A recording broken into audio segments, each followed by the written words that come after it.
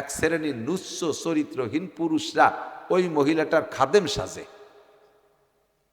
তার খাদেম সাজে, বাজার ঘাট করে দেবে, ওষুধ কিনে দেবে, বাবির মাথা ব্যথা হতেছে একটু মাথা চিবে দেবে, এরপরে হাত পায়ে তেল মাহাই দেবে, এই রাত 12টা 1টা পর্যন্ত ওই বাড়ি খেদমত টেদমত করে এরপরে উনি তসবি তাহলিল করতে করতে আল্লাহ বিল্লতে বাড়ি যায়। এই সমস্ত নুস্যকে বাধা দিতে হবে। সব দিন কি রান্না একরকম হয়? সব দিন একরকম হয়? আপনি নিজে যে কাজ করেন, আপনার হাতে যে কাজ করেন, এই কাজ কি সব একরকম হয়? খেড়ের পালা দিয়েছেন, গতবার এটা মাথায় আর লাটিমির মতো চুক্কা হয়ে গেছে, আর এইবার এটা বুসানাহের মতো ভেটাই গেছে। কে আপনি গতবারটা এত ভালো দেন, এইবারটা ভাঙ্গা হলো কে? মাথা খারাপ হলো কে? তো মহিলাদের হাতের রান্না সব অক্তে একরকম হয় না। এক অক্তে একটু নুন তেল কম হয়ে গেছে, আর ডিশ ধরে নিয়ে ওর মাথায় ঢেলিয়ে দে, তুই খা, তোর মারে খা। কে এই আকাম করতে যান কে? খাইয়ে দিয়েছে, যার সময় উঠে যাওয়া গ্যাড় গ্যাড় করে ডেক সারতে সারতে চলে যায় গরুর মতো। এই মানসি খায় নাকি? তা খালি নি, তা তুই কি গরু নাকি যে খাইয়ে চলে গেলি? এক মসজিদের ইমাম সবাই আমার কাছে বলতেছে, হুজুর নামাজের মধ্যেই নামাজের মধ্যেই যদি 2 ফুট পেশাব বেরোয় যায় তাতে কি অজু ছুটে যাবে? নামাজ ছুটবে নাকি? আমি কই যে গাদা কোথা, নামাজের মধ্যে পেশাব বেরোয় গেলি তো অজুই থাকলো না, অজু না থাকলে নামাজ হয় নাকি? কি হয়েছে কি কয় যে হুজুর আমাকে এই যে আমাকে আমার মসজিদের 2-3 বুড়োর এই ঘটনা ঘটছে। কেন কি হয়েছে? কয় কি আমাকে মসজিদের পাশে এমন বেগে বড় বড় ড্যাক্স আর বক্স এনে এই বুড়ো বুড়ো ডায়াবেটিসের রুগী এমন ভাবে ঢোলের বাড়ি দিয়েছে, 2-3 বুড়ো নামাজের মধ্যে মুতি দিছে। পরে তাকে কয় যে পরে দেয় যে আমারও ভিজে ভিজে ঠেকতেছে। ঐতিহ্যবাহী শিবপুর, তিতাগ্রাম, রওশনিয়া, ফুরকানিয়া, হাফেজিয়া, নুরানি মাদ্রাসা এতিমখানা মাদ্রাসার উদ্যোগে আয়োজিত 52তম বার্ষিক ওয়াজ ও দোয়ার মাহফিল। মাহফিলের সম্মানিত সভাপতি মাদউ উলামায়ে কিরাম, মাদ্রাসার সুযোগ্য, সুদক্ষ, সুচতুর সাহেবে ফিকির হজরত মোহতামিম সাহেব হুজুর মাদ্দাজিল্লুহুল আলী, যোগ্য সহকারী শিক্ষকবৃন্দ, এ অঞ্চলের অনেক অনেক উলামায়ে কেরাম, আইম্মায়ে মাসাজিদ, মাদ্রাসার আজিজ আমতোলাবা, প্রাণপ্রিয় দেশবাসী, কনকনে শীতের রাত্রে আরামের বিছানা ফেলে জান্নাতের বিছানার আশায়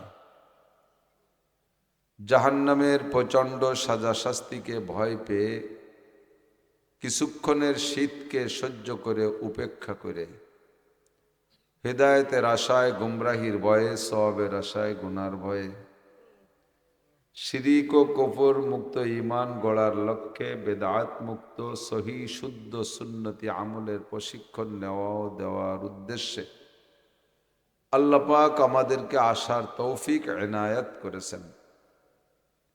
এই অঞ্চলের হাজারো লাখো মানুষের মধ্যে থেকে আমাদেরকেই আল্লাহ পাক সাময়িক জান্নাতের বাগানে বসার মতো যোগ্য মনে করে ডেকে নিয়ে আসছেন। আল্লাহ পাক রব্বুল আলামিনের এই সুনিপুণ নির্বাচনে নির্বাচিত হতে পেরে একটু দিল খুলে শুকর আদায় করি আলহামদুলিল্লাহ।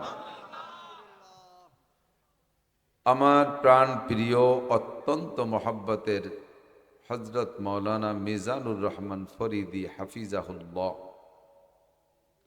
আল্লাহ তাআলা তার জবানের মধ্যে আরো বরকত বাড়িয়ে দিন, সবাই বলে আমিন। তার কথা আমরা শুনেছি, আমাদেরকে এবং তার নিজের বক্তব্য অনুযায়ী নিজেকে আমল করার তৌফিক দান করুন, সবাই বলে আমিন। মাদ্রাসা আমাদের অত্যন্ত প্রিয়। মাদ্রাসা থাকলে লাভ এইটাই হয় যে মাদ্রাসার সুবাদে কমপক্ষে বাৎসরিক একটা মাহফিল আমরা শুনতে পারি। পাশাপাশি আর একটা লাভ, আমাদের সন্তানরা সকলে তো ধনী না, অধিকাংশ গরিবের ছেলেপেলে মাদ্রাসায় পড়ে। দূরে দূরে গিয়ে হাজার হাজার টাকা খরচ করে লেখাপড়া শিখতে কষ্ট হয়। আল্লাহ তাআলা আঞ্চলিকভাবে এই ছোট ছোট মাদ্রাসাগুলোর মাধ্যমে আমাদের কচিকাচা বাচ্চাদেরকে দিন শিখার একটা সুযোগ করে দেন। ছোট ছোট বাচ্চারা কি সুন্দর প্রদর্শনী দেখায়, জানাজার নামাজের ইমামতি করতে পারে, ঈদের নামাজ পড়াইতে পারে, জুমার নামাজের খুতবা মুখস্থ শুনাইতে পারে। আসমাউল হোসনা আল্লাহ পাকের 99টা নাম। মাঠে যারা আছেন জিজ্ঞেস করলে 99টা নাম 99% মানুষই ফেল করবে শুনইতে গেলে। এ ছোট ছোট বাচ্চারা সুন্দর করে 99টা নামও শুনই থাকে। 40টি হাদিস তর্জমা সহ তারা পড়তে পারে। নামাজের 60টি মাসআলা তারা বলতে পারে। নামাজ ভাঙ্গার কারণ 19টি তারা বলতে পারে। অজুর ফরজ 4টি বলতে পারে। তায়াম্মুমের ফরজ 3টি বলতে পারে। অজু ভাঙ্গার কারণ 7টি তারা বলতে পারে। পারে কি পারে না? ছোট্ট ছোট্ট কচি কচি মেয়েরা যারা এখান থেকে লেখাপড়া করে আল্লাহর ফজলে তারা একেবারে ক্লাস 9-10-এর ছেলে মেয়েদের চাইতে সুন্দর হাতের লেখা, আরবি, বাংলা, ইংরেজি 3 ভাষায় সুন্দর লেখা শিখে যায় এবং সহি শুদ্ধ করে কোরআন শরীফ পড়া শেখার সুযোগ পেয়ে যাচ্ছে। পাশাপাশি ছোট্ট ছোট্ট মেয়েরা কি সুন্দর সুন্নতি বরকার প্রশিক্ষণ পাচ্ছে, যারা সহি তরিকায় পর্দা করা শিখে যাচ্ছে। এখান থেকে আদর্শ মা গড়ার প্রশিক্ষণ নিয়ে যাচ্ছে। আল্লাহ করলে, কবুল করলে এরা একদিন মা হবে। আর এরকম আল্লাহ ওয়ালি, কোরআন পড়নেওয়ালি মায়ের পেট থেকে আশা করা যায় নেককার সন্তানও আমরা পাব। এই সব ফজিলত বরকত একমাত্র মাদ্রাসার ওসিলাই, অন্য কোনো প্রতিষ্ঠানের থেকে এই রেজাল্ট, এই ফলাফল আমাদেরকে দিতে সক্ষম না। কাজে স্থানীয় সকলের কাছে আমি একটু আল্লাহর পক্ষ থেকে শকর কামনা করি যে আপনারা মাদ্রাসা হওয়াতে কি খুশি না বেজার? এজন্য কি বলবো? আলহামদুলিল্লাহ বলেন। আলহামদুলিল্লাহ। সাধ্য অনুযায়ী পাশে থাকার চেষ্টা করব, নাকি চোখ কান বুঝে শত্রুতাই করার চেষ্টা করব? পাশে থাকবেন তো ইনশাআল্লাহ? শত্রুতাই করবেন কারা কারা? একটা হাত দেখাবেন কারা কারা শত্রুতাই করবেন। মাশাআল্লাহ, শুকরিয়া। অনেক সময় বুলি দিয়ে একখানা উঠে ফেলে। খুব লক্ষ্য করে শুনতেছেন, এই জন্য শুকরিয়া। গত বছরও মাহফিল করেছিলাম, সেই আন্দাজে প্যান্ডেল করছে। এবার যে এই শীতের কারণে হাইতেই মারা হয়ে যাবে তা তো কেউ বুঝতে পারতেছে না। সব মাহফিলই মার খেয়ে গেছে। সন্ধ্যের পরের মাহফিলে আমার বলমারি মাগুরা ওই এলাকায় সালতানগর কান্দা, সন্ধ্যার পরে বেলা থাকতেই মাহফিল করলে হাজার হাজার মানুষ। ইদানিং রাত্রেই মাহফিলের শ্রোতা পাচ্ছি না, কারণ অশ্বনে বেশিরভাগ বুড়োরা। আর বুড়োকে তো এত বড় শীতে আড়কা লাগেছে। আর যুবকরা তার চাইতে দুর্বল। সেই যুবকটারে জামানা নাই। আগের যুবকরা 15-20 মাইল হাইটে চলে যাইতো, এখান থেকে গোপালগঞ্জ যাই কোর্ট কাছারি করতো। আর এখনকার যুবকরা 2 মাইল হাঁটতে গেলে 4 বার পেশাব করা লাগে। সুবহানাল্লাহ।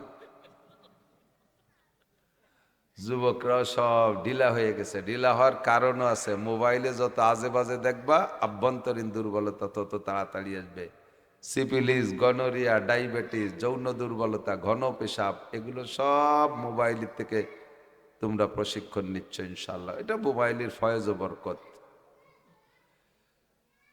এই জায়গা কারাই কি আজুজ মাজুজের গোষ্ঠী ঢুকছে এই ঘরের ভিতরে? থামান নালি কিন্তু আশ্বাড়ি দেবানি। অনেক কারা আইছে? মহিলারা আছে নাকি জায়গা? এই জন্য বন্দুক একটা সাথে নিয়ে এসে ক্যারুত কুরুত করতেছে। মহিলাকে ছুটি, আপনারা যান। আপনাদের কোনো ওয়াজ আজকে রাত্রে করবো না। যান, মহিলারা চলে যান। এ জায়গা 400-500 বিটা মানুষ বসা রয়েছে, একটু টের পাওয়া যাচ্ছে না। আর ওই জায়গায় আইসে দেন না 3 বিটি যে আনে কলকাতা, সে আনে। এই কলকাতা নিয়ে এসে উঠছে ওই জায়গা। বাচ্চা কাচ্চা ঠেকান, নইলে কিন্তু ওয়াজ বন্ধ করে দেবো, হবে না কথা। হুজুররা কই? ভিতরে গেলাম, সে সময় হুজুরকে পালাম না। হুজুররা সব স্টেজে। এখন স্টেজে আসলাম, হুজুররা সব যাই কোন জায়গা যেয়ে উঠছে। এই ঠেয়ান না কেন তাড়াতাড়ি? ওই দেখেন, যত নিষেধ করতেছি তত বাড়তিছে। স্থানীয়রা যান না 2-4 জন, যাই একটু ঠেকান না।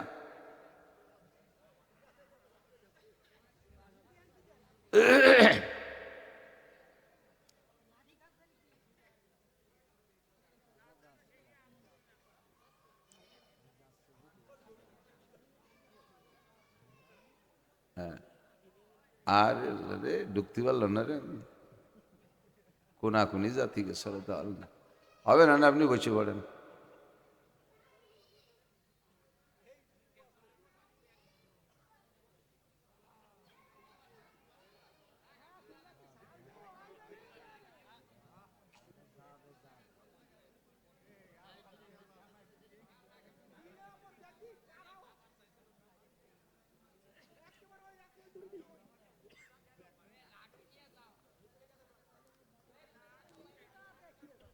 একটু আমরা লা হাওলা ওয়ালা কুওয়াতা ইল্লা বিল্লাহ পড়ি। লা হাওলা ওয়ালা কুওয়াতা ইল্লা বিল্লাহিল আলিয়্যিল আযীম। লা হাওলা ওয়ালা কুওয়াতা ইল্লা বিল্লাহিল আলিয়্যিল আযীম। লা হাওলা ওয়ালা কুওয়াতা ইল্লা বিল্লাহিল আলিয়্যিল আযীম। একটু দুরূদ শরীফ পড়ি। আল্লাহুম্মা সাল্লি আলা মুহাম্মাদিন ওয়া আলা আলি সাইয়্যিদিনা মুহাম্মাদিন ওয়া বারিক ওয়া সাল্লিম। আল্লাহুম্মা সাল্লি আলা মুহাম্মাদিন ওয়া আলা আলি সাইয়্যিদিনা মুহাম্মাদিন ওয়া বারিক ওয়া সাল্লিম। সর্বহালাতে সর্ব অবস্থায় ধর্মীয় প্রতিষ্ঠানগুলোর প্রতি সুদৃষ্টি রাখব। পারলে সহযোগিতা করব, না পারলে কমপক্ষে কোনোভাবে বিরোধিতা করবেন না, ধ্বংস হয়ে যেতে হবে।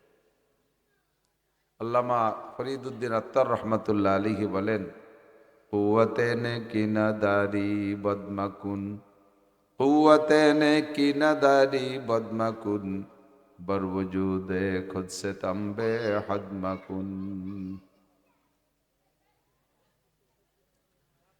পারলে কিছু নেকি করেন, না পারলে কমপক্ষে নেকি করতে না পারলেও গুনাহ করে বোঝা ভারী করার দরকার নেই। 3 টাকা কামাই করে যদি 14 শিয়ে খরচ হয়ে যায়, তাহলে 8 আনা লস থেকে যায় না? তো দৈনন্দিন যা কামাই করি তার চাইতে যদি আমার খরচ বেশি হয়ে যায়, তাহলে একদিন আমার সম্পদ শেষ হয়ে যাবে। এমনি ইবাদত বন্দেগী করতে পারি না, তারপরেও যদি ধর্মীয় প্রতিষ্ঠানগুলোর সাথে দুসম্পর্ক করি, কোনোভাবে ব্রেন খাটাইয়া জবান দিয়ে কথা বলে কোনো না কোনোভাবে ক্রিমিনালি করে ক্ষতি করার চেষ্টা করেন, ধরা পড়ে যাবেন অচিরে, খুব তাড়াতাড়ি। মাঝে মাঝে উদাহরণে বলি, সৌদি আরব যারা গেছেন তারা দেখছেন, হজ উমরায় বা এমনি যারা গেছেন, সৌদি আরবে তো আরব দেশে মধ্যপ্রাচ্যে পাথরের পাহাড়, পাথরের পাহাড়। তো উঁচু উঁচু পাথরের পাহাড়, পাশ দিয়ে হেঁটে যাচ্ছেন, আর ওই পাহাড়ের উপর দিক তাকাইয়া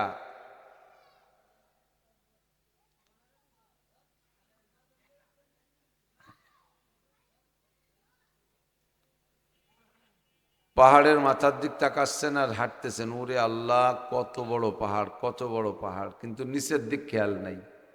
প্রত্যেকটা পাহাড়ের নিচে দিয়ে চৈতিয়া ডেলার মতো বড় বড় ডেলা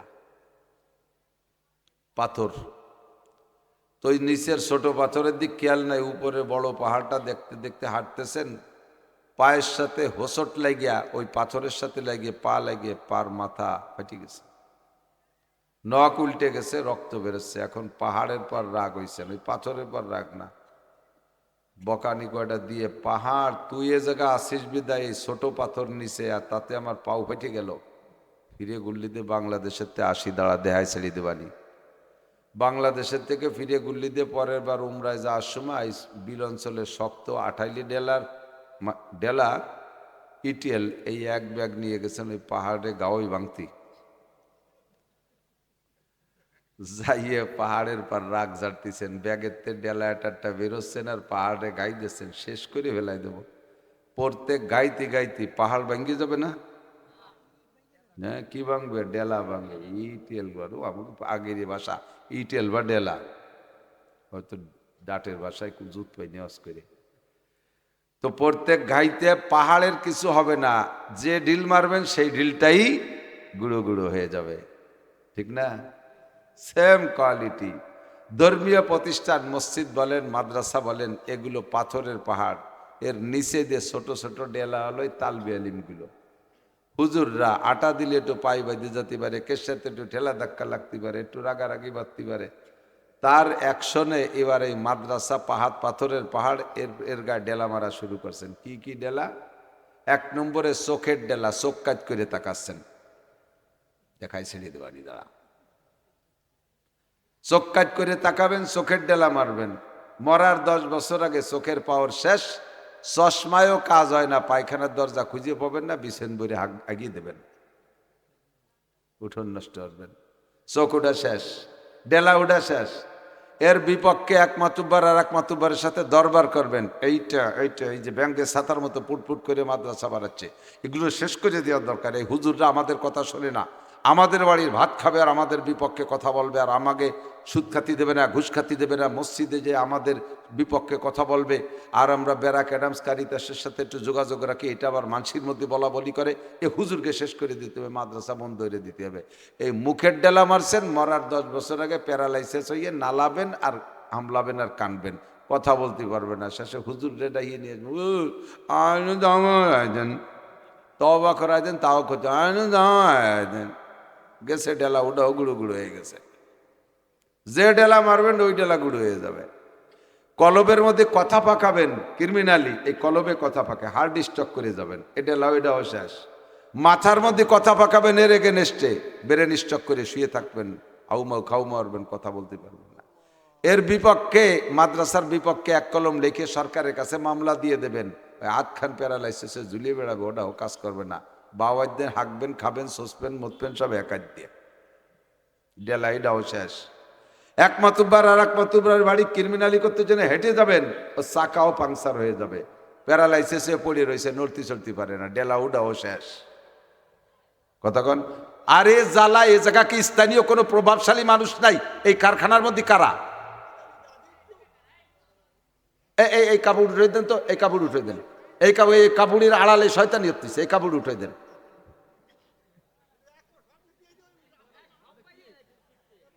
চালার উর ওইটে বাদামি তা কোয়াইতে আইসে ও হিন্দু শয়তানি করতেছে।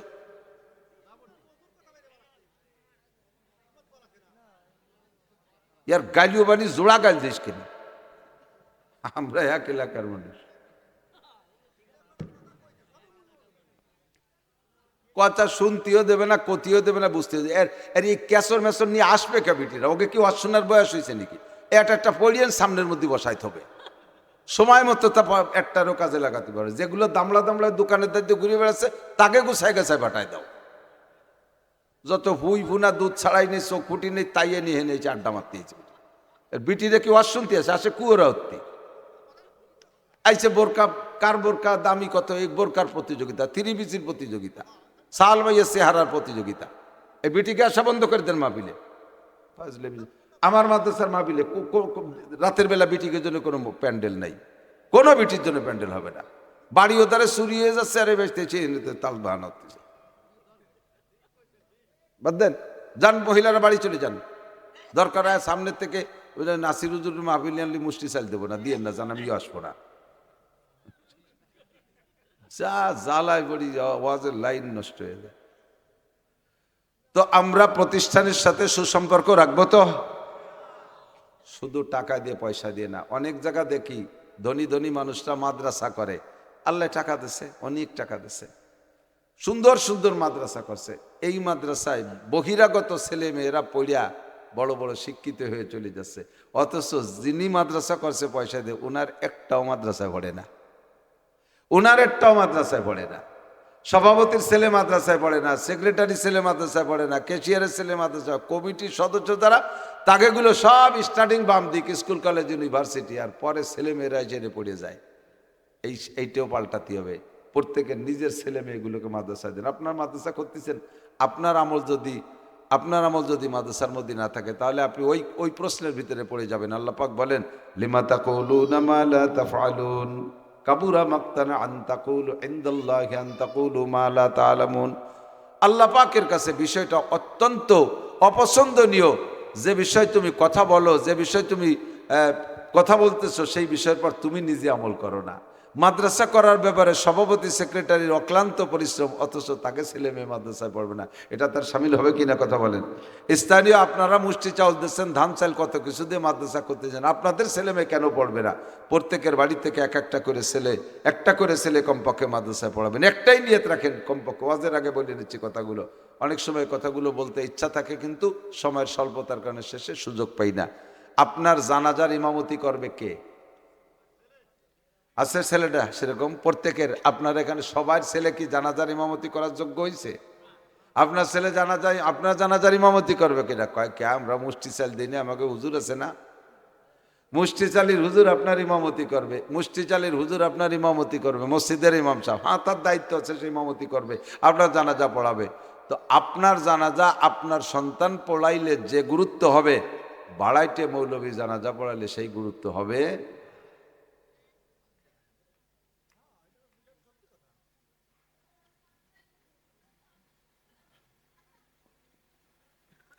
এখনো কথা কয়।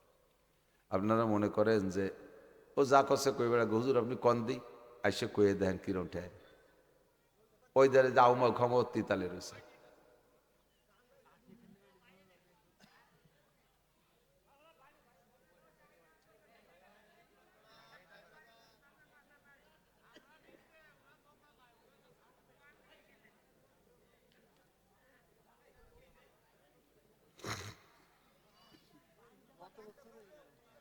আল্লাহ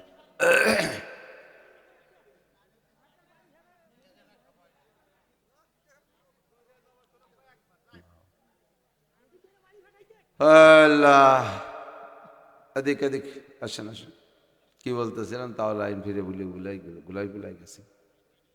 তো আপনার জানাজার ইমামতি করবেন কে? একটা কথা মনে রাখবেন, আপনার জানাজার ইমামতি যদি কাবা ঘরের প্রধান ইমাম আব্দুর রহমান সুদাইস ইনিও যদি আপনার জানাজার ইমামতি করে, তার চাইতে সম্মানই হবে আপনার ছেলে যদি আপনার জানাজার ইমামতি করে। সারা পৃথিবীর সমস্ত পীর সাহেবরা ঐক্য হয়ে আপনার জানাজা করলে যেই গুরুত্ব হবে, আপনার নিজের সন্তান যদি জানাজা সামনে করে ইমামতি করে, সে জানাজার গুরুত্ব আল্লাহর কাছে বেশি হবে। আমার মা মারা গেছে কত শনিবারে, বহু লামাই গ্রামেও গেছে। আমরা আলেম মানুষ, সেই কাতের অনেক মাদ্রাসার থেকে আলেম উলামা, বলা হয়নি এমনি খবর পেয়ে পেয়ে চলে গেছে। 200-র উপরে মাদ্রাসা, আমি ফোনে হিসাব করে রাখছি, 200-র উপরে মাদ্রাসায় আমার মায়ের মৃত্যু খবর শুনে খতম পড়ায় দোয়া করছে। আমি আমার মায়ের আলেম সন্তান বিদায় এই সম্পর্কটা উলামাই কিরামের সাথে আছে বিদায় এইটি আমার মা অনায়াসে পেয়ে গেছে। আমার মায়ের জানাজার খাটটা কাঁধে করে নিচে আমরা 4 ভাই হুজুর। আমার আব্বা মূর্খ অশিক্ষিত কৃষক মানুষ, আব্বার জানাজার খাটটা কাঁধে করে নিচে আমরা 4 ভাই হাফেজ মৌলানা। আমার মায়ের জানাজা নেছে আমাদের ছেলেরা, আমরা সাথে সাথে হাঁটছি।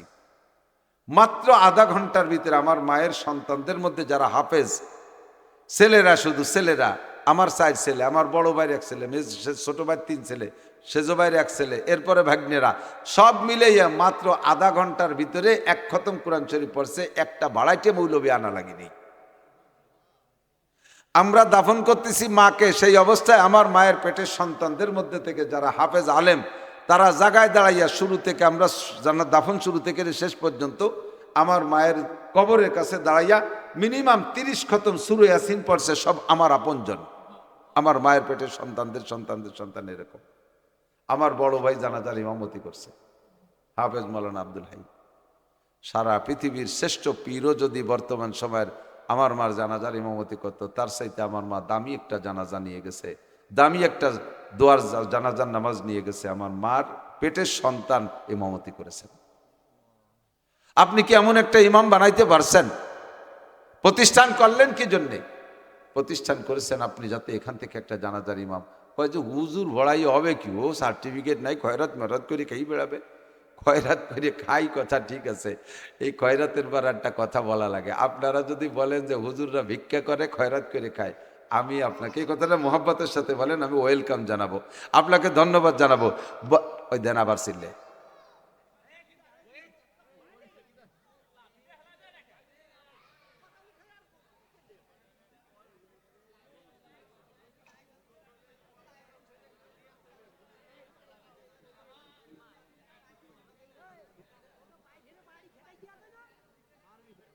কি জ্বালা, কাঠডারে কিরা মারবে আবার সকালবেলা কাজে লাগবে, এই তো আলাদা হিসেব, সেটাও তো বুঝি। সেই হিসেবে কেউ মারামারি করতে পারতেছে না। হুজুররা তো পারে, হুজুরকে তো ছাত্র, হুজুররা পারে না, ছাত্র ছাত্রী বাড়ই সোজাওতি। এই হুজুররা গেছে কনে আমার এই একা একা বসাই দিয়ে। এই মাদ্রাসায় যে 7-8 জন হুজুরকে কেরেস দিলাম, সে কেরেস খাইয়ে কোন জায়গা গেছে হুজুররা?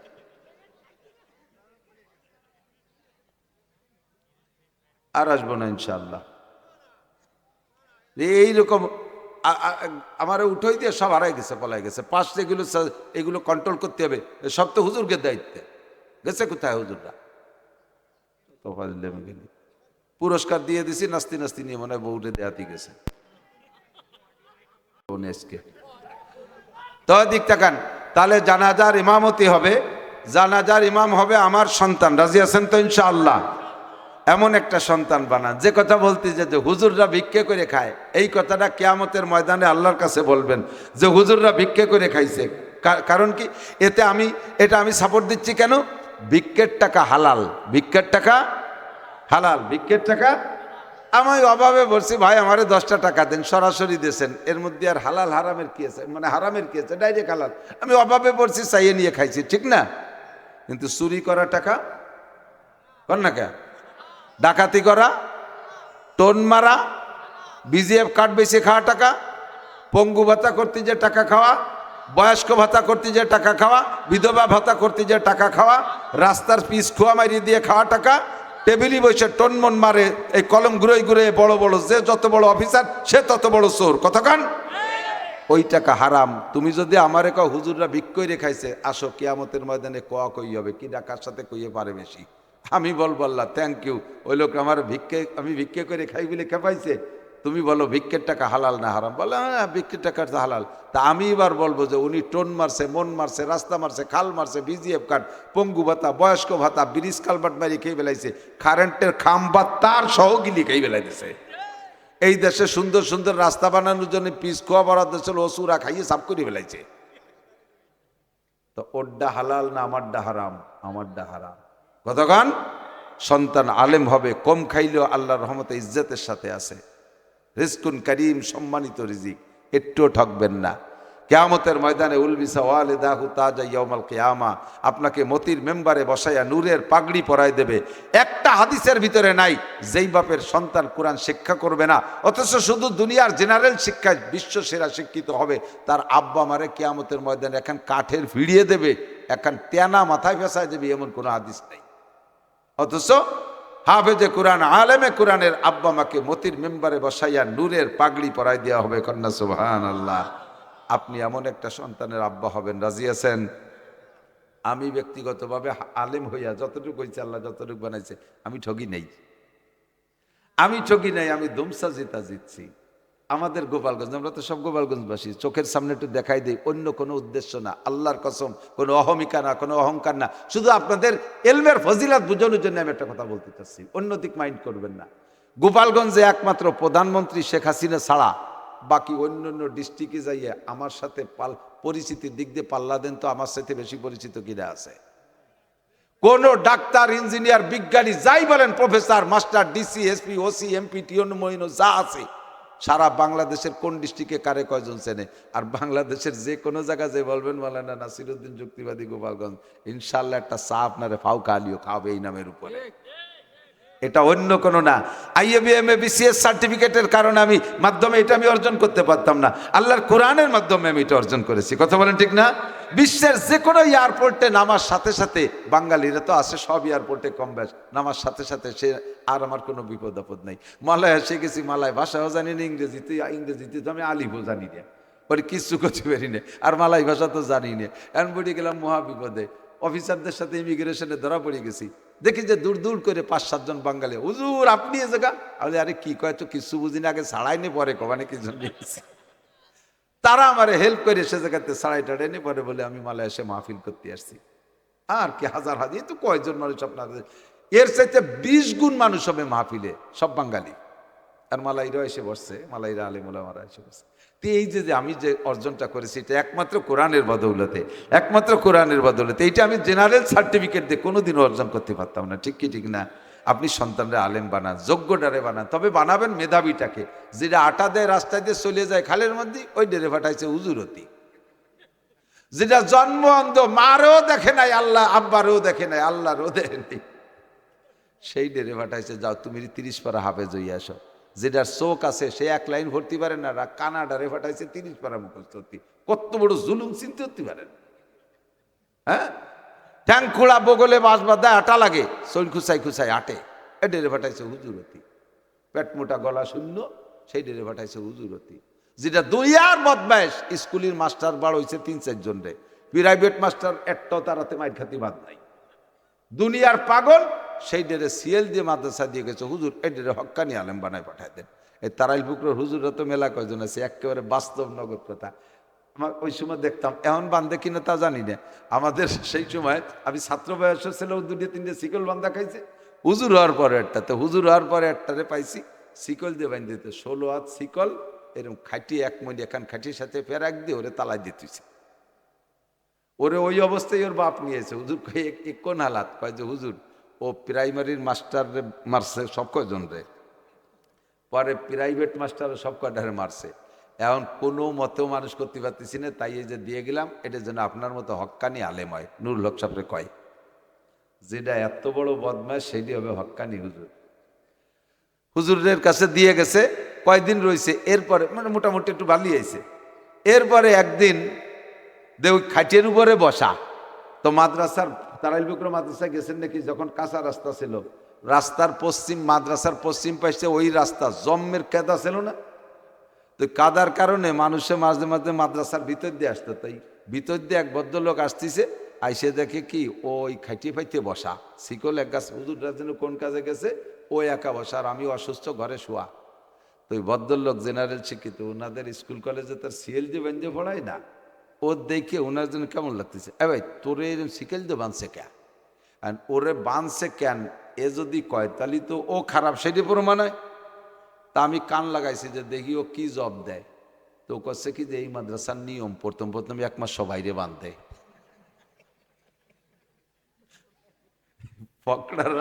ফকড়া জব দিতে কিন্তু দেরি করে না।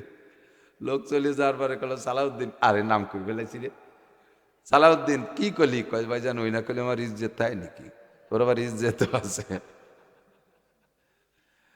এর কিছুদিন পরে আমি মোহতান শাহ হুজুরির সাথে গেছি ফুকরোর হাটে আট করতি, মাদ্রাসা হুজুরির বাজার সাথে সাথে আসি। হুজুর পকেটেতে টাকা বাইরে গিয়ে জ্বালিয়ে দিতে গেছে, দেয় যে তার মধ্যে সিনেমা হলের, কাশিয়ানি সিনেমা হলের টিকিট। হুজুর মিয়া ইহান কি, আমি কই জানতে হয়েছে সর্বনাশ করেছে, আপনি সিনেমা দেখতে গেলেন কন্যে, এদিকে কাশিয়ান সিনেমা হলের টিকিট। হুজুর আরে আমি যাবো কোন, কিভাবে যাবো, যে টিকিট তো সিনেমা হলের টিকিট, আপনি কি না গেলে টিকিট আসতে কোন যাইতে। আমি তো টের পাইছি খেলা কইতে আসছে। পরে আইসে ওরে ধরছি যে এই হুজুরির পকেটে সিনেমা হলের টিকিট কে, ও শয়তান ওই খাইটিয়ে গাড়ে ওই দিয়ে রাত্রে আইসে কাশিয়ানির থেকে সিনেমা দেখে ফিরে মাদ্রাসায় চলে গেছে, এর মধ্যে কেউ টের পাইনি। আর এই টাকা নেছে হুজুরির পকেটেতে। পরে কয় যে হুজুরির পকেটেতে টাকা নিয়ে সিনেমা দেখছি, তো টিকিট দিচ্ছি, তো সেই টাকা দিয়ে টিকিট কিনছি। তা চিন্তা করলাম যার টাকার মাল তার পকেটে থাক,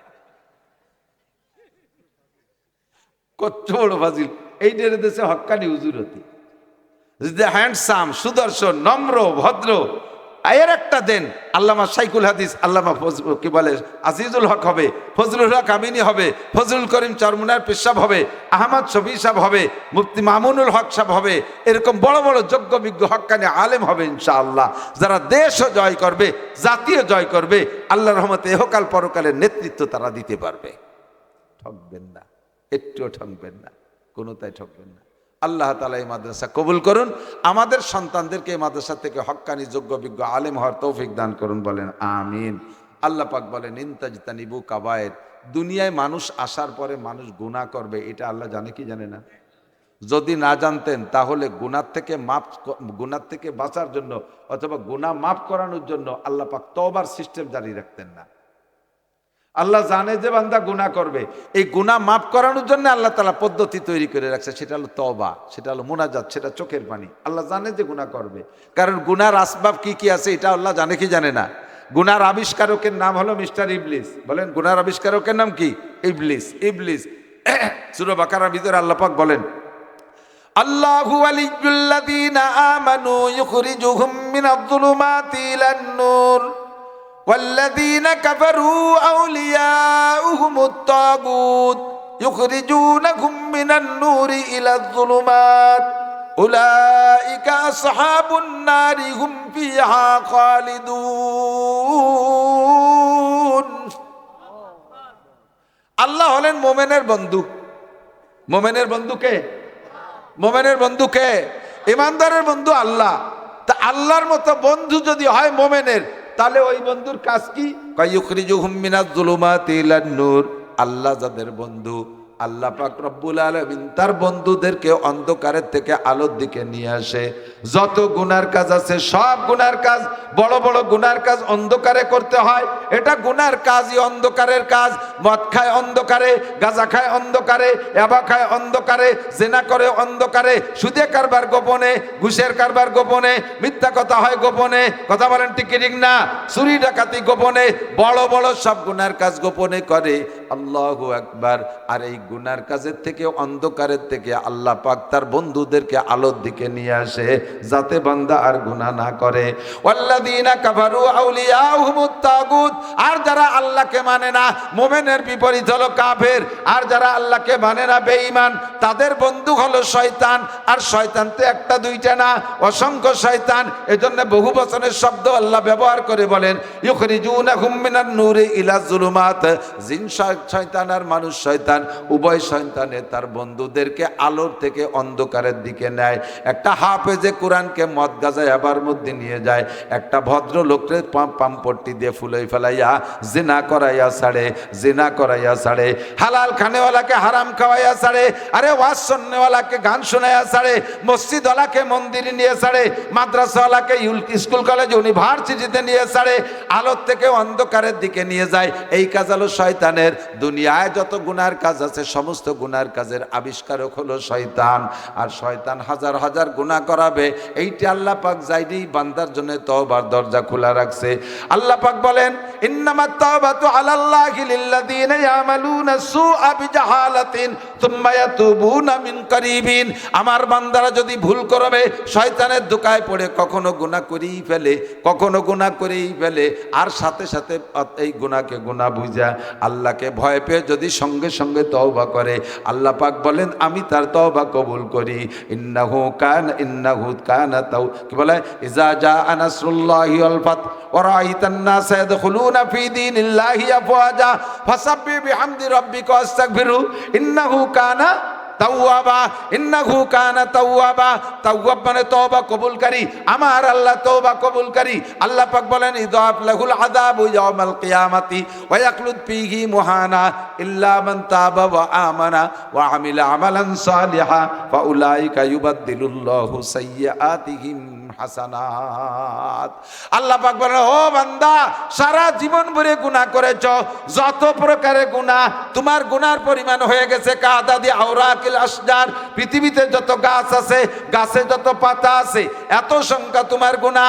কাদাদি রমালিল আর, দুনিয়ায় যত বালি আছে, এত সংখ্যা পরিমাণে যদি তোমার গুনাহ হয়। কাদাদি জাবাদিল বাহার, সারা দুনিয়ায় যত পানি আছে, পানিতে যত বুদবুদি কণা সংখ্যা আছে, এত সংখ্যা যদি তোমার গুনাহ হয়। এমনকি তিনটে সংখ্যা মিলে যত হবে, এক একজন মানুষের আমল নামায় যদি এত গুনাহ হয়, আল্লাহ পাক বলেন বান্দা যখন তওবা করে আর ওয়া আমিলা আমালান সালিহা, তওবার পরে নেকামল করার জন্য স্টার্টিং ডান দিক ঘুরাই দিয়া নেকামল করার জন্য সামনে বাড়তে থাকে। আল্লাহ পাক বলেন তোমার গুনাহ শুধু ক্ষমা করে দে, শেষ করব না, এত সংখ্যা পরিমাণ গুনাহ আমি নেকি দ্বারা বদলাইয়া দেব। সুবহানাল্লাহ পর্যন্ত শেষ না, তওবা করা যাবে। তওবা করা লাগবে, তওবা করা লাগবে। তওবা খালি আস্তাগফিরুল্লাহর নাম তওবা না, কিন্তু যা মনে করছেন তা না। অনেকে আছে বাটপার তওবা, বাটপারি তওবা, আস্তাগফিরুল্লাহ পড়ে আবার গুনাহও করে। বিড়ির ভয় দেখাইছি, বিড়ি খাবো না, আবার বিড়ি খায় আর প্রত্যেক টানে টানে আস্তাগফিরুল্লাহ পড়ে। আস্তাগফিরুল্লাহ রাব্বি। দাড়ি কাটে পচে পচে আস্তাগফিরুল্লাহ। সুদের টাকা গনে আর আস্তাগফিরুল্লাহ রাব্বি মিন কুল্লি। ঘুষের টাকা গনে আর আস্তাগফিরুল্লাহ পড়ে। এটা কয় বাটপাড়ি তওবা। এটা কি বাটপাড়ি তওবা? তওবা হবে তওবাতুন নসুহা, খালেস তওবা। আরে ভাই আমার দিক তাকান, খালেস তওবা। যেই লোকটার একটু পরে ফাঁসি হবে, সরকার কি বলায় জজ কোর্টের থেকে বা সুপ্রিম কোর্ট থেকে রায় দিয়ে দেছে, একটা লোকের ফাঁসির অর্ডার হয়ে গেছে, ফাঁসি হবে মাত্র আধা ঘন্টা পরে। আধা ঘন্টা পরে তার ফাঁসি হবে, শিওর রায় হয়ে গেছে। এই লোকটার সামনে এখন সুন্দরী কোনো মহিলাকে ল্যাংটা করে ছেড়ে দিলেও সেই মহিলার দিকে কি সে কুদৃষ্টিতে তাকাইতে পারবে? কথা বলেন, পারবে? জেনা করার প্রতি সে উদ্বুদ্ধ হতে পারবে? তার শরীরের ভিতরে সব কিছু নরম অসাড় হয়ে যাবেন, একেবারে নিস্তেজ হয়ে যাবে। একটু পরে আপনাকে ফাঁসি দেওয়া হবে। মাত্র আধা ঘন্টা আগে যদি আপনার সামনে 1 কোটি টাকার বস্তা ফেলে রাখা হয়, এই বস্তার দিকে আপনার চোখ যাবে না, কারণ মাত্র আধা ঘন্টা পরে মরব। আজকে রাত্রে এখানে বসা আছেন, এখান থেকে বিছানায় চলে যাবেন, বিছানায় যাওয়ার পরে বিছানায় ঘুমিয়ে যাবেন, সকাল পর্যন্ত বাঁচবেন কোনো গ্যারান্টি আছে? আপনি ঘুমের সময় দোয়া পড়ছেন মরণের দোয়া, ঘুমের সময় ঘুমের দোয়া পড়েন নাই। আল্লাহুম্মা ইন্নী আরকুদু, আল্লাহুম্মা ইন্নী আরকুদু পড়েন নাই। আল্লাহুম্মা বিসমিকা আমুতু, আল্লাহুম্মা বিসমিকা আরকুদু, আল্লাহ তোমার নামে আমি শুইতেছি, এ পড়েন নাই আপনি। আর রুকুদু সোনা ঘুম যাওয়া। আল্লাহুম্মা ইন্নী, আল্লাহুম্মা বিসমিকা আরকুদু, আল্লাহ তোমার নামে ঘুমাইতেছি, দোয়াটা কিন্তু ইয়া পড়েন নাই। দোয়া পড়ছেন আল্লাহুম্মা বিসমিকা আমুতু, আল্লাহ তোমার নামে মরিতেছি। খেয়াল করে না মানুষ কি বলছেন দোয়া? আল্লাহুম্মা বিসমিকা আমুতু, আল্লাহ তোমারই নামে মরিতেছি। ঘুম মানে মরণ। আপনাদের সকলের মনে হয় 2-4টে জানা আছে, নিজেদের এলাকার ভিতরে বা আত্মীয় স্বজনদের ভিতরে জানা আছে, অমক রাতের বেলা যে ঘুমাইলো আর সকালে ঘুম থেকে ওঠে নাই, ঘুমের মধ্যে মরণ হয়ে গেছে। এমন মরণ 2-4টে জানেন কি জানেন না? কথা বলেন, জানেন কি জানেন না? এই যে ঘুমের মধ্যে মরণ হয়ে গেল, এই মরণটা কি শুধু ওনারই জন্য বরাদ্দ নাকি আমার নামে আছে তা তো আমার জানা নাই। আমার নামে এমন মরণ থাকতে পারে কি পারে না? আজকে রাত্রে বিছানায় যে ঘুমাবো, আমার কোন চেহারা নিয়ে ঘুমাচ্ছি, আমার মুখে দাড়ি নাই, এই অবস্থায় যদি মরণ হয়ে যায়, বিশ্ব নবী বলেন তামুতুনা কামা তাহয়াউন ওয়া তুহশারুনা কামা তামুতুন, তোমার জীবন যাপন যেমন হবে মরণ তোমার তেমন হবে। আল্লাহ, তোমার জীবন যাপন যেমন হবে মরণ তোমার তেমন হবে। মাথায় তোমার খ্রিস্টান মার্কা চুল, মুখখান তোমার খ্রিস্টান ইহুদিদের মতো চাচা, মুখে তোমার দাড়ি নাই, পরনে তোমার পাছা বের করা প্যান্ট, রাতের বেলা ঈশান নামাজ পড়ো নাই, ও বান্দা যাইয়া বিভিন্ন তাল তামাশা করে বিড়ি সিগারেট খাইয়া মুখখান দিয়ে বক বক করে সিগারেটের গন্ধ বেরোচ্ছে, ওদিকে কানের ভিতরে ইয়ারফোন লাগাই দিয়া মমতাজ মনির খান আলমগীরের গান, ব্যান্ডশো, পাকিস্তানি, ইন্ডিয়ানি বিভিন্ন প্রকার গানের খিল লাগাই দিয়া শুনতে শুনতে তুমি ঘুমাইতেছো। আল্লাহু আকবার। যদি ওই ঘুমের মধ্যে তোমার মরণ হয়, তুমি নিজেই সাক্ষী দাও মরণটা কেমন হলো, তোমার মরণটা কেমন হলো। ওই মরণের মধ্যে তোমার কলেমা নসিব হলো না, বিনা হিসাবে জাহান্নামী। আজকে কাজেই আমাকে তওবা করতে হবে। কিসের তওবা? মুখে আস্তাগফিরুল্লাহর নাম তওবা না, মনের সংকল্প পরিবর্তনের নাম। যারা জিনা করার অভ্যাস আছে পাক্কা সিদ্ধান্ত নেন এই কামার জীবনে করব না। যারা দাড়ি কাটার অভ্যাস আছে পাক্কা সিদ্ধান্ত নেন আর কোনোদিন দাড়ি কাটবো না। যারা গান বাজনা গাওয়া বা শোনার অভ্যাস আছে এখান থেকে তওবা করেন, এখান থেকে তওবা করেন। আমার আল্লাহ কিন্তু ক্ষমার দরজা খুলে রাখছে।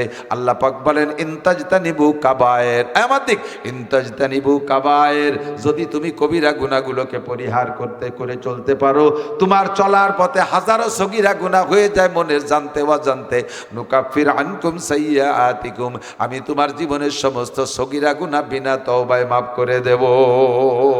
শর্ত হলো কবিরা গুনাহ থেকে বাঁচো। এদিক এদিক এদিক কবিরা গুনাহ থেকে বাঁচো। কবিরা গুনাহ আগে বুঝে নেন। 1 নম্বর কবিরা গুনাহ শিরিক, আল্লাহর সাথে কেউরে শরীক করা, আল্লাহর সাথে কেউরে শরীক করা। আল্লাহর মতো আরেকজন আল্লাহ আছে, এই 1 নম্বর শিরিক। 2 নম্বরে আল্লাহর যে যোগ্যতা আছে এইটা আর কেউ আছে, আমার পিসাব ছেলে দিতে পারে, অমুক মাজারে ছাগল গরু মান্নত করলে ছেলে পাওয়া যায়, এইগুলো সব শিরকি আকীদা, ওই জায়গায় মান্নত করলে এই পাওয়া যায়, এগুলো সব শিরকি আকীদা। এই সমস্ত শিরিক থেকে বাঁচা 1 নম্বরে শিরিক। 2 নম্বরে কুফর, আল্লাহর নিয়ামত উপভোগ করে শুকর আদায় না করার নাম হলো কুফর। সন্তান আল্লাহ ভালো দিয়েছে বলি আলহামদুলিল্লাহ, আমার ছেলে ভালো রেজাল্ট করছে বলি আলহামদুলিল্লাহ, আমার খেতে ভালো ধান হয়েছে বলি আলহামদুলিল্লাহ, ব্যবসায় এবার ভালো লাভ হয়েছে আলহামদুলিল্লাহ, সুন্দর একটা দালান দিছি বলেন আলহামদুলিল্লাহ, দালানটা আমি আপনি দেই নেই, দিয়াইছে কে? ভালো একটা গাড়ি কিনছি, ক্রেডিট দেখানোর কি আছে? ক্রেডিট দেখানোর কি আছে? ভালো গাড়ি কে দেছে? কুলিল্লাহুম্মা মালিকাল মুলক তুতিল মুলকা মান তাশা, এ জগতের সবকিছুর মালিক আমার আল্লাহ, আমার কোনো কর্তৃত্ব এর ভিতরে নাই। আরে যোগ্যতার সার্টিফিকেটের বলে টাকা পয়সা ইনকাম করা যায় না। আকিস সাহেব নাকি লেখাপড়াই জানতেন না, নিজের নামটাও শুধু সই করতে পারতেন, পরবর্তীতে শিখেছিলেন। অথচ তার 40-42টা ইন্ডাস্ট্রিজের ভিতরে বিসিএস ক্যাডার সাইজের হাজার হাজার শিক্ষিত ছেলে পেলে চাকরি করে, তার চাকর হয়ে কর্মচারী, তার চাকর তার কর্মচারী। অথচ মালিক মূর্খ, শিক্ষার কর্মচারীগুলো মহা শিক্ষিত, শিক্ষার বলে অর্থ হয় নাই, যোগ্যতার বলে অর্থ হয় নাই, অর্থ দেনে বলাকে। অনেকে এই রিদান ভালো ফলছে ওনার খেতে, আর একজনের খেতে ফলে নাই, তাই নিয়ে একটু দরিদর বা চলতেছে চার দোকানে বসে। চার দোকান তো মিনি সংসদ ভবন। দান বান কেমন কইছে? আরে দান এবার আমার জমিতে। আর একজন হ আপনার জমিতে খুব হয়েছে, আমার কিছুই নেই, দান ফলাতি হয়। উনি এবার ক্রেডিট যাচ্ছে, দান বানাতি হয়, উনি বানায়। উনার চারটে ছেলে পেলে লেখাপড়া শিখে বেশ ভালো হয়েছে, আর একজনের কটা নষ্ট হয়ে গেছে। চার দোকানে বসে ছেলে বানাতি হয়। কোনটা রাতবার ছেলে বানায় আর সবাই কম্বল মুড়িতে ঘুমাইতে হয়, তারা বানায় টানায় না। এই কথা বলার দ্বারা আল্লাহ শকর আদায় হয়নি, কুফরি হয়ে গেছে। ছেলে মেধাবী আপনি বানান নাই। কতক্ষণ আপনার ডার চাইতে কত ডাটের ছেলে পেলে বকলমে বুথা কিচ্ছু পারে না। আপনার গুলোরে মেধা দেশে কে? লেখাপড়া শেখার তৌফিক কে দেশে? আল্লাহ দেশে। আমার কোনো ওর ভিতরে হস্তক্ষেপ নাই, ঠিক কিনা? জায়গা জমি আমি বানাই নাই, দালান কোটা আমি বানাই নাই, কোনো কিছু আমি করি নাই, সব কিছু করেছে আমার আল্লাহ। ভালো খানা দানা খেয়ে শুকর আদায় করবেন, কখনো খানার শিকায়ত করবেন না। রান্না একটু সব দিন কি রান্না একরকম হয়?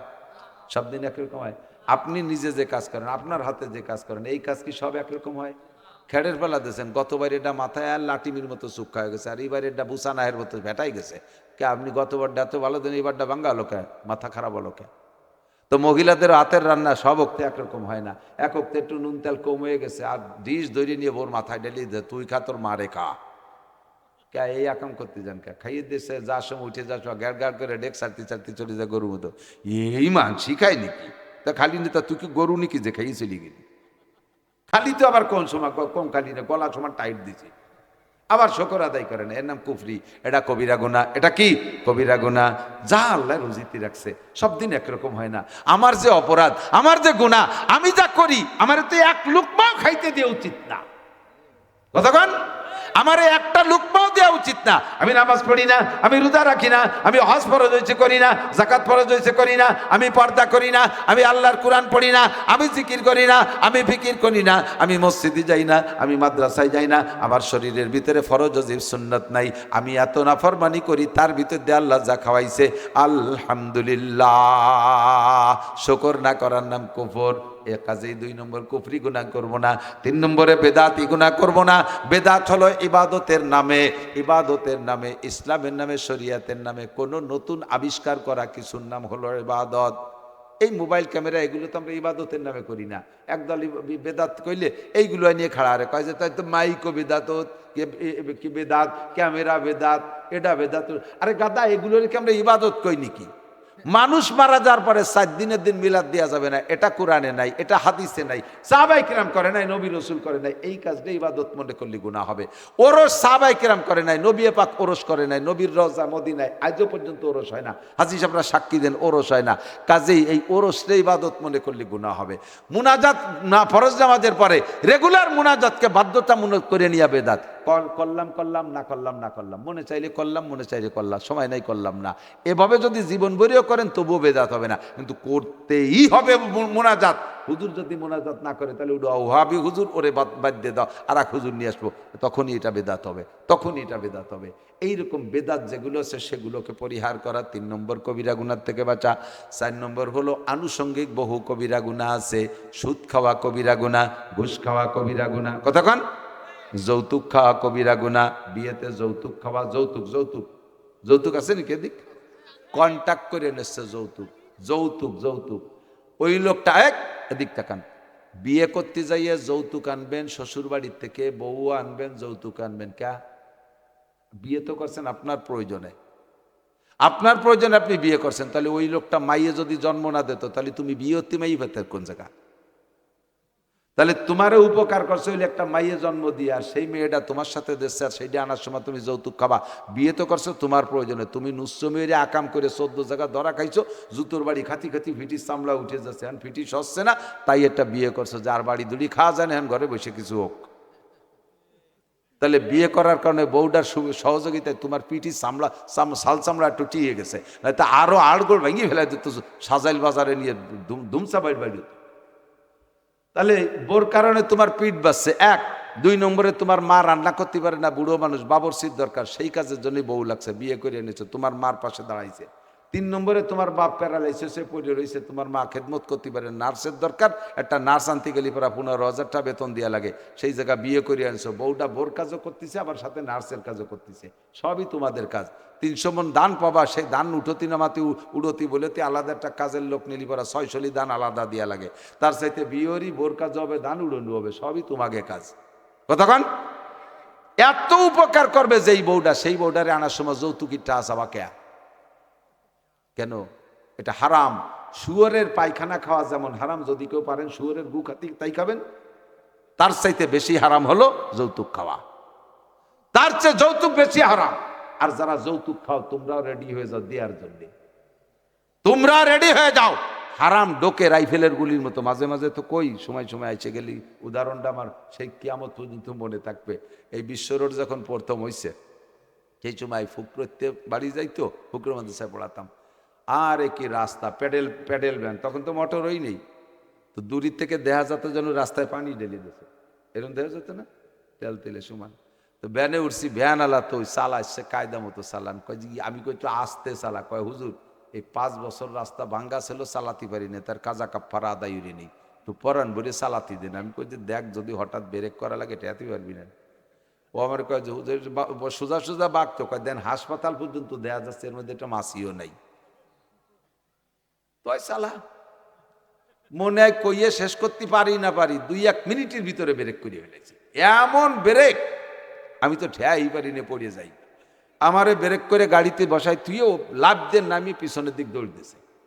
আমি মনে হচ্ছে যে ওর কোনো শত্রুর মৃত্যু দেখলো নাকি, ওর কেন অ্যাটাক করলো নাকি, এই জন্য ফেলাইতে ও যে রাস্তায় যে এরকম একটা সৌ দিয়ে কি যেন দল্ল ধরে পকেটে থুই আইছে, ব্যান ঠেলতিছে, সরে না, ব্যান চলে না, চালা। কাজ আরে হুজুর সর্বনাশ হয়ে গেছে, আর মনে হবে না নেই ব্যানে, আপনার আর একখান ব্যানে উঠে দিচ্ছে। কি হয়েছে কি? কয় যে ব্রেক ভাঙ্গিয়ে চাকার মধ্যে ঢুয়ে গেছে। তোর তো আগেই কইছিলাম যে এরকম মড়কে চালাস না, হঠাৎ ব্রেক করা লাগলে কি করবি? তা তুই এরম লাভ দিলি, এরম মরা ব্রেক ক্যান করলি, তারপরে রাস্তায় যে সৌ দিলি, কি ধরলি? কয় যে হুজুর না থাক, দরকার না, আপনি আর একখান ব্যানে চলে যান। আমি না কোয়া যাবো, তো আর একবারে যাবোই, কি হলি কি কয় দেখলাম যে 10টা টাহা ফেলানো রয়েছে, কেউ না কেউ তো নেবেই, তাই নীতি যাইয়ে হুজুর কি যে সর্বনাশ, আমার 300 টাকা লাগবে ব্রেক সাথী। এ বেলার কামাই শেষ, 3 দিনে 3 দিন 300 টাকা কামাই হচ্ছে, সব চলে যাবে ব্রেকের মধ্যে। এই হলো হারামের অবস্থা। প্রত্যেক হারামের এই স্বভাব, ঢোকবে এরকম 10 টাকা, পিছন দিয়ে 300 টাকা নিয়ে বের হয়ে যাবে। তুমি যৌতুক খাইছো শ্বশুর বাড়ি থেকে 1 লাখ টাকা, আল্লাহ বাসালি 10 লাখ টাকা রেডি করো, 10 লাখ টাকা। মাইয়ে ফোটা শুরু হয়ে গেছে টপা টপ করে, 4ডে 5টা হয়ে গেছে, এরপরে মাইয়ে গেছে আর কেমন কারে হুজুর, ভাতের আড়ি ধরে বসে ভাত খায়, মাইয়ে কোন দাড়ি কোনটা চিনা যায় না, কঠিন চেহারায়, কালা কালা ফাটির বস্তায় ঘর ভরিয়ে গেছে। এবার বেশি এখানে আর কয়টা কুল হইতো, বিটে বাড়ি বেঁচে দিও কুল পাবি না। আর পরের একটা মাইয়ে আনবি সহজে সরলে, শ্বশুর বাড়ি জীবন ভরে যাবি খুব সম্মানের সাথে, বছরে 2 বার যাবি শ্বশুর বাড়ি ইজ্জতের সাথে, সেইভাবে মোটা হাতে যাবি, শাউড়ি পরাণ ভরে দোয়া করবে, মাঝে মাঝে শ্বশুর শাউড়িরে কাপড় চুপড় কিনে দিবি, পরাণ ভরে দোয়া করবে, আল্লাহ বাসালি তোর কয়টা বেচতি 1 পয়সাও লাগবে না। আর ওই বাড়িতে 1 লাখ টাকা আনছিস, 10 লাখ টাকা রেডি কর, এই ভাটির বস্তা বেশি খেয়ে দিস কিরম ঠেয়। আল্লাহ, যৌতুক খা হালাল না হারাম? আর একবার যৌতুক যখন খাইতেই দিল না, এইভাবে শক্ত কথা, শুয়োরের গু পর্যন্ত খাওয়াইছে, নিজেকে হুজুর কি মাইডা দিল। তাহলে ঠিক আছে, আর যৌতুক মৌতুক নাই, বিয়েতেই ওই যৌতুক নিষেধ করে এখন বিয়েতে কন্ট্যাক্ট করতেছে, ছেলের বাপ মেয়ের বাপের কাছে, বিয়ে যৌতুক যখন খাবোই না, নেবই না, তা 500 লোক খাওয়াই দিও, 500 লোক খাওয়াই দিও। ওই বাড়ি এই 500 লোক কন্ট্যাক্ট করে রে খায়, আসবা ও বাড়ি তুমি কামাই রেখেছো, গরু গরু মাছ টাছ যা কিছু লাগবে বাজারঘাট তুমি করে দেবা। ওই লোক 500 লোক খাওয়াবে কেন? মাইয়ে জন্ম দিয়ে কি অন্যায় করছে যে তার জরিমানা 500 লোক? আল্লাহ কয় নাসির তুমি যৌতুক বন্ধ করে দিয়েছে, কৌতুক শুরু হয়েছে, যারা কায়দা শুরু হয়েছে, এখন 500 লোক খাওয়াই আনতে হবে। একটা এইভাবে কন্ট্যাক্ট করে মেয়ের বাড়ি বিয়ে উপলক্ষে 1 লুকমা ভাতও খাওয়া হারাম, 1 গ্লাস পানিও খাওয়া হারাম। বিয়ে উপলক্ষে খরচ বরচ যা হবে সব ছেলের বাড়ি হবে, মেয়ের বাড়ি কোনো খরচ হবে না, মেয়ের বাড়ি কোনো খরচ হবে না। বিয়ে হবে মেয়ের এলাকায় যাইয়া, ওই এলাকার মসজিদে যে শুক্রবারে খেজুর নিয়ে যাবা তোমরা, কয় বাপ বেটা, বিয়ের পরে মসজিদে খেজুর ছড়াই দেবা, কাড়াকাড়ি খাইয়ে আসবে, ওই এলাকার কলের পানি খাবা না, ফতে এসে এক কলের পানি খাবা। ওই লোক মাইয়ে জন্ম দিয়ে অন্যায় করছে, তোমাকে কয় বাপ বেটা সাই গোষ্ঠীরে খেদমত করবে আজীবন বলে, আবার তুমি সেই বাড়ি থেকে টাকা, এই যৌতুকির মোটর সাইকেল যারা চালাচ্ছ তাড়াতাড়ি শ্বশুরকে 100 বার আব্বাকে ফেরত দেবা, যাই গাছ তসবি নিয়ে যাবা, নইলে ওয়ার ট্রাকের তলে যাবে, খালের মধ্যে চলবে, রাস্তায়ও চলবে না, দিছি আড় ভাঙ্গা দোয়া হয়ে। সাবধান।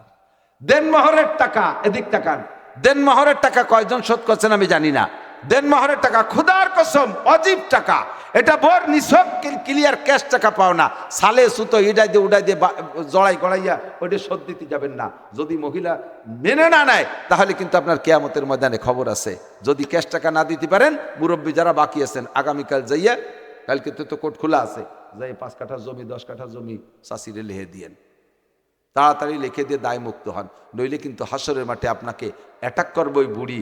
পুলসিরাত পার হয়ে যাবেন নামাজ রোজা দিয়ে, পার হওয়ার পরে আর একটা গেট হবে, ওই গেটের নাম ওইটা আর একটা পোল, ওই পোলটার নামই হবে সিরাতুল কেসাস, প্রতিশোধ গ্রহণ করার পুল।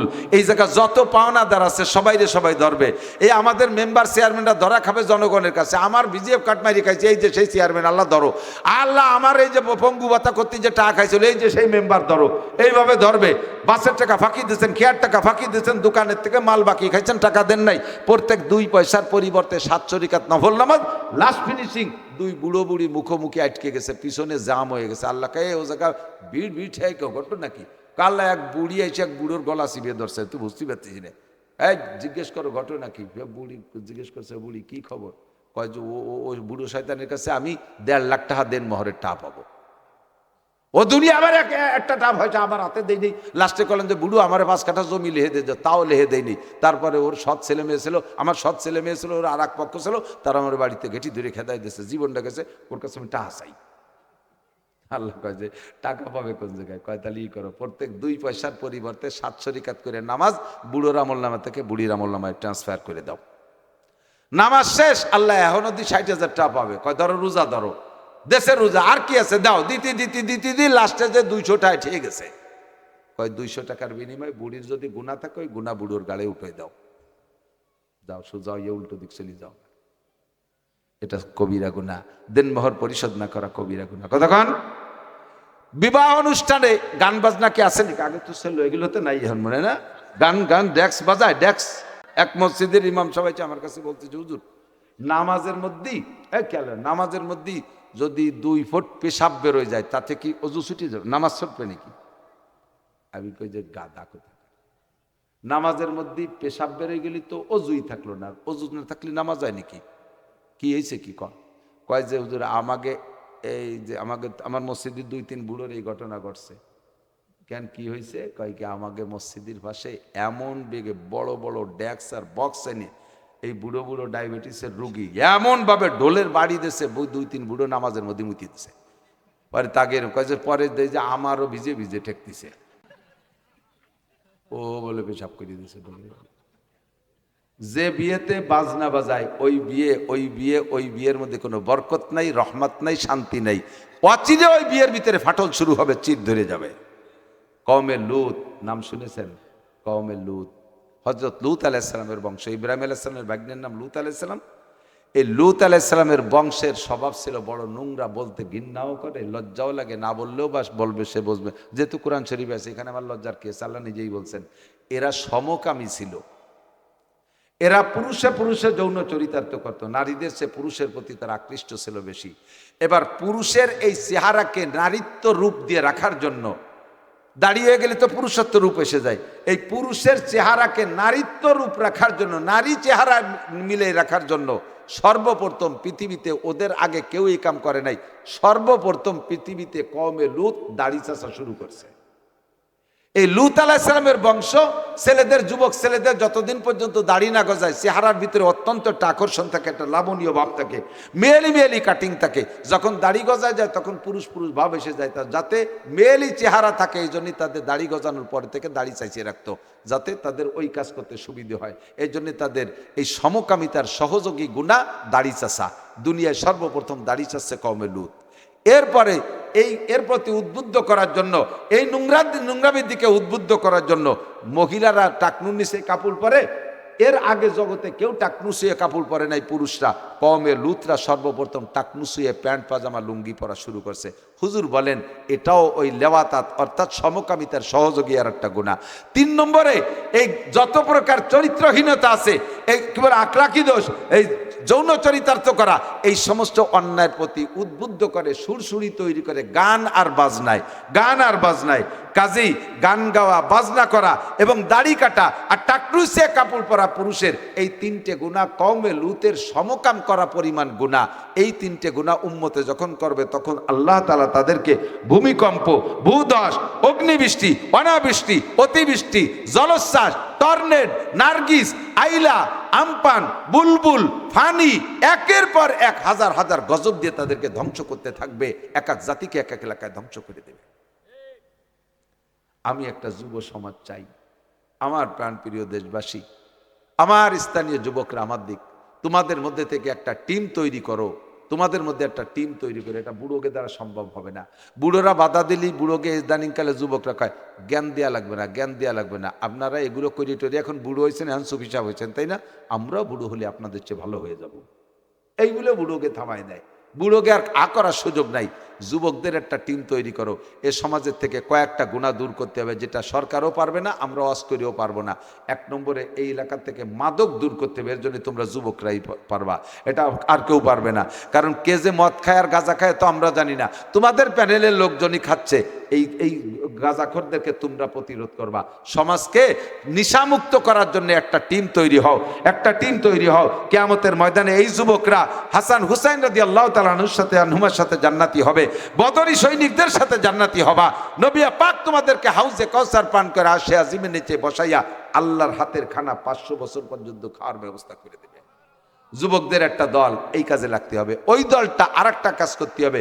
বিভিন্ন বাড়ি অপ্রাপ্ত বয়সী মহিলারা 1-2 বাচ্চা হওয়ার পরে বিধবা হয়ে যাচ্ছে। বিধবা হওয়ার পরে ওই মেয়েটা হয়তো বাপের বাড়ি চলে গেলে তো গেল, স্বামীর বাড়ি যদি থাকে, এক শ্রেণীর নুচ্ছ চরিত্রহীন পুরুষরা ওই মহিলাটার খাদেম সাজে, বাজার ঘাট করে দেবে, ওষুধ কিনে দেবে, বাবির মাথা ব্যথা হতেছে একটু মাথা চিবে দেবে, এরপরে হাত পায়ে তেল মাহাই দেবে। এই রাত 12টা-1টা পর্যন্ত ওই বাড়ি খেদমত করে এরপরে উনি তসবিহ তাহলিল করতে করতে আল্লাহ বিল্লাতে বাড়ি যায়। এই সমস্ত নুচ্ছকে বাধা দিতে হবে, নুচ্ছকে বন্ধ করতে হবে। এর জন্য লাগবে যুব সমাজ। কতক্ষণ ঠিক না আছে না নাই? এগুলো বন্ধ করতে হবে। 3 নম্বরে যত অনুষ্ঠান আছে, কোনো অনুষ্ঠানে গান বাজনা বাদ্যযন্ত্র ব্যবহার করতে দেব না, ডেক্স আর বক্স আনতে দেব না। এর জন্য কি তোমরা রেডি আছো যুবকরা? দেখি কারা কারা বাধা দেওয়ার জন্য, বাধা দেওয়ার জন্য। এই কাজে বাধা দেবো আমরা, যে কোনো ভাবে বাধা দেবো, হাত দিয়ে বাধা দেবো, মুখ দিয়ে বলে ঠিক আছে তো ইনশাআল্লাহ। আল্লাহ এই যুবকদেরকে তুমি কাবার গায়ে হাত দেওয়ার তৌফিক দিও। এই যুবকদেরকে তুমি হজ উমরা নসিব করো। এই যুবকদেরকে কিয়ামতে রসুলের সাথে মুসাফায় হাত মিলিয়ে দিও। পারা যাবে তো ইনশাআল্লাহ। আল্লাহ পাক বলেন তাজতানিবু কাবাইরা মা তুনহাউনা আনহু, তোমাদেরকে যে সকল কবিরা গুনাহ করতে নিষেধ করা হয়েছে সেগুলো যদি তোমরা পরিহার করে চলতে পারো, নুকাফির আনকুম সাইয়্যাতিকুম, আল্লাহ পাক বলেন তোমার জীবনের সমস্ত সগীরা গুনাহ আমি আল্লাহ বিনা তওবায় ক্ষমা করে দেব। সিস্টেম হলো আল্লাহ পাক বলেন ওয়া আকিমিস সালাতা তারাফাইন নাহারি ওয়া যুলাফাম মিনাল লাইল ইন্নাল হাসানাতি ইউযহিবনাস সাইয়্যাত যালিকা যিকরা লিয-যাকিরিন। 5 ওয়াক্ত নামাজ নিয়মিত পড়লে আমার দিক তাকান, 5 ওয়াক্ত নামাজ নিয়মিত পড়লে আমার হাতের দিকে তাকান। প্রত্যেকের হাতের আঙ্গুলকে স্বাভাবিকভাবে স্বাধীনভাবে ফাঁকা করলে এভাবে ফাঁকার সেটিং হয়। এইটের মাথায় বৃদ্ধাঙ্গুলের মাথায় ফজরের রক্ত, শাহাদত আঙ্গুলের মাথায় জোহর, একাক আঙ্গুলের মাথায় একাক ওক্ত। এইটের থেকে এইটের ফাঁকা একটু বেশি, এরপরে এইগুলোর ফাঁকা কম কম, ঠিক না? এইটা জোহর আসর ছোট ফাঁকা, আসর মাগরিব ছোট ফাঁকা, মাগরিব ইশা ছোট ফাঁকা, এইটা ফজর, এইটা জোহর একটু মাঝারি ফাঁকা, আবার এইটার মাথায় যদি ঈশা হয় আর এইটার মাথায় যদি ফজর হয়, আসতি সারা রাত্রির একটা লম্বা ফাঁকা, ঠিক না? হাতের 5টা আঙ্গুলের মাঝখানের গ্যাপ যেমন 5 ওয়াক্ত নামাজের মাঝখানে গ্যাপ তেমন আল্লাহ নবী বলেন আসসালাওয়াতুল খামস, যে ব্যক্তি 5 ওয়াক্ত নামাজ পড়ে এই 2 গ্যাপে গ্যাপে যত সগীরা গুনাহ হবে, 1 ওয়াক্ত নামাজ পড়ে আর 1 ওয়াক্তর মাঝখানে যত সগীরা গুনাহ হবে, এই 2 নামাজের মাঝখানে সমস্ত সগীরা গুনাহগুলো 2 নামাজে খাইয়া পরিষ্কার করে ফেলে। যে ব্যক্তি 5 ওয়াক্ত নামাজ নিয়মতান্ত্রিক ভাবে পড়ে ওই লোকটার 2 ওয়াক্তের প্রত্যেক 2 ওয়াক্তের মাঝখানে কোনো গুনাহ থাকে না, সব সগীরা গুনাহ আল্লাহ ক্ষমা করে দেয়। 2 নম্বরে বল জুমুআতু ইলাল জুমুআ, গত জুমার নামাজ পড়েছেন আবার আগামী জুমায় নামাজ পড়বেন, মাঝখানে 6 দিনে যত কবি সগীরা গুনাহ আছে 2 জুমার ওসিলায় আল্লাহ পাক সব ক্ষমা করে দেয়। 3 নম্বরে রমাদান ইলা রমাদান, গত রমজানের রোজা রেখেছেন আগামী রমজানের রোজা রাখবেন তো ইনশাআল্লাহ? রমজান পাইলে রোজা রাখবেন তো? 2 রমজানের মাঝখানে 11 মাসে যত সগীরা গুনাহ, বান্দা মোমেন মুসলমান যখন 2 রমজানের রোজা রাখে আল্লাহ পাক এই মাঝখানের 11 মাসে সব সগীরা গুনাহ ক্ষমা কইরা দেয়। শর্ত হলো ইনতাজতানিবুল কাবায়ের, যদি আপনি কবিরা গুনাহ ছেড়ে দেন, একদিকে পাইকারি দরে কবিরা গুনাহ করবেন আবার এই 3 ইবাদত করবেন, তখন ইবাদতের কার্যকারিতা থাকে না, ইবাদত দুর্বল হয়ে যায়, ওই ইবাদতে আপনার সগীরা গুনাহ ক্ষমা করাইতে পারে না। কাজেই আপনাকে স্বেচ্ছায় ইচ্ছাকৃতভাবে কবিরা গুনাহ ছাড়তে হবে। 1 নম্বরে মিথ্যে কথা, 2 নম্বরে গীবত শিকায়েত, 3 নম্বরে দাড়ি কাটা, 4 নম্বরে সুদ ঘুষ খাওয়া, 5 নম্বরে কি বলা হয় বেপর্দা করা, 6 নম্বরে গান বাজনা গাওয়া এবং শোনা, 7 নম্বরে অকথ্য ভাষায় গালাগালি কাজাকাজি করা, মাপে বেশি আনা মাপে কম দেওয়া, মালের ভিতরে ভেজাল দেওয়া, দুধে পানি মিশানো, মহিলারা জোরে জোরে কথা বলা, পরপুরুষের সাথে প্রেম গল্প করা, মোবাইল টেলিভিশনের ভিতরে আজে বাজে ছবি দেখা, এই যত কবিরা গুনাহগুলো আছে এগুলো ছেড়ে দেন। আল্লাহ পাক বলেন নুকাফির আনকুম সাইয়্যাতিকুম, আমি তোমার সব সগীরা গুনাহ মাফ করে দেব। আল্লাহ পাক রব্বুল আলামিন আমাদের সগীরা কবিরা সব গুনাহ মাফ করে পুত পবিত্র করে নিন, সবাই বলেন আমিন। আমাদের কবিরা গুনাহ থেকে বেঁচে থাকার তৌফিক দান করেন, সগীরা গুনাহ আল্লাহ মাফ করে দেন। আল্লাহ পাক আমাদের এই 3টি ইবাদত, 5 ওয়াক্ত নামাজ, 2 জুমা এবং রমজান টু রমজানগুলো সঠিকভাবে রোজা আদায় করার তৌফিক দান করেন। এখন রজব মাস চলতেছে, সামনে শাবান মাস, রজব ও শাবানের বরকত আল্লাহ নসিব করুন। মেহেরবানি করে সুস্থভাবে আমাদেরকে রমজান মাসে পৌঁছায় দিন, জোরে বলেন আমিন। দুরূদ শরীফ পড়ি, আল্লাহুম্মা সাল্লি আলা মুহাম্মাদিন ওয়া আলা আল্লাহুম্মা সাল্লি আলা। এক মাঠে অত কালেকশন করলে ভালো হবে না, এক মাটিতে 2-3 4 দিলে মাটি নষ্ট হয়ে যায়।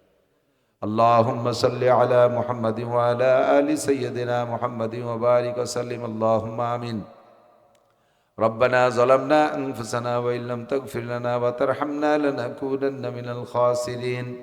রব্বানা ফাগফির লানা যুনুবানা ওয়া কাফির আন্না সাইয়্যাতিনা ওয়া তাওয়াফানা মাআল আবরার। রব্বানা হাব লানা মিন আজওয়াজিনা ওয়া যুররিয়্যাতিনা কুররাতা আয়ুন ওয়াজআলনা লিল মুত্তাকিনা ইমামা। আয় রব্বুল আলামিন, গভীর রাত পর্যন্ত বসে তোমার নেককার দিনদার ইমানদার পরহেজগার বান্দা বান্দীদের সাথে নিয়ে যা পারছি কোরআন হাদিসের আলোচনা সামনে রেখে শাহী দরবারে ভিক্ষার দুখানা হাত তুলেছি। এই কনকরে শীতের রাত্রে হাজারো মানুষ লেপের নিচে ঘুমিয়ে আছে, আমরা জাহান্নামের ভয়তে এখানে বসে আছি। মেহেরবান আল্লাহ, তুমি আমাদের সগীরা কবিরা সব গুনাহ এক্ষুনি ক্ষমা করে দাও। দুনিয়ায় যত প্রকার গুনাহ আছে কোনো গুনাহ করি নাই এমন নাই, সব গুনাহ আমরাই করে থাকি। মাঝে মাঝে তওবা করি, নফস শয়তানের কাছে হেরে যাই, আজকে তুমি শেষবারের মতো ক্ষমা করে দাও। আমাদের আব্বা মা, দাদা দাদি, নানা নানি, শ্বশুর শাশুড়ি, আত্মীয় স্বজন, পাড়া প্রতিবেশী, বন্ধু বান্ধব, উস্তাদ শাগরেদ, পীর মুর্শেদ, ছাত্র ছাত্র ভাই, কর্মজীবনের বন্ধু সাথী যারা বনে জঙ্গলে কবরে শায়িত, সকলের পক্ষ থেকে ক্ষমা চাই। আল্লাহ তুমি মাফ করে দাও, সকলের কবরকে নূরে রহমতে ভরপুর করে দাও, সকলের কবরে তুমি কবর আযাব বন্ধ করে দাও। আমরা যারা দুনিয়ায় বেঁচে আছি আমাদের জান মাল ইজ্জত আবরু তুমি হেফাজত করো, ঈমান ও ইসলামের সাথে মজবুত থাকার তৌফিক দান করো, সুস্থতার সাথে, ইজ্জতের সাথে, প্রশস্ত হালাল রিজিকের সাথে লম্বা হায়াতে তয়বা দান করো। আয় মেহেরবান আল্লাহ, আমাদের মধ্যে যারা অসুস্থ সবাইকে সুস্থ রোগ মুক্ত করে